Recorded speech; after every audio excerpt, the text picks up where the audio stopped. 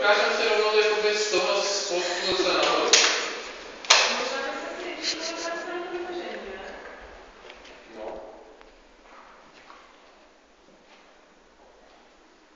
Tak. Tady možná se trošku třeba zaseknete. Když už jdete na tu cestu, když už jdete zpátky, tak jak vytáhnout svoji bázi. Jo? Tak. Je důležité, abyste se zase chytli tak, že se držíme do závěstí. Moje ruce nahoře, moje ruce dole. Tak. A teďko. Já se začínám zvedat a jdeme vlastně oba současně. Jo? Vidíš? Teď zatáhne.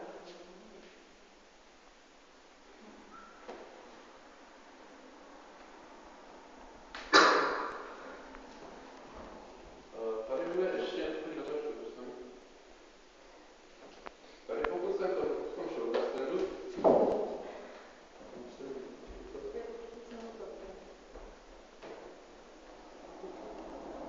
no, tady z toho shoulder standu budete zpátky na ty kolena. Tak, Danča si rovnou přitřetne a já jí musím trošku pokočit ruce a vyhodit ji nahoru. Hodně silně. A Danča, jak je zapřená o ruce pořád, tak se odtlačí taky. Jste tady zase chytnete. Tady ze spoda.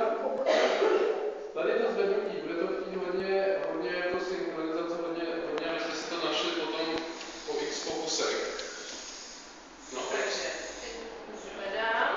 Já musím dostat kolena dopředu. Teď. Vystoupit trošičku z toho. Tak.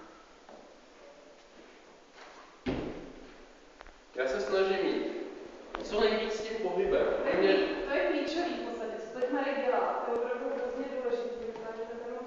Já se snažím jít co nejvíc sem, aby pomohl té Danče, aby mě tolik nemusela vytahovat.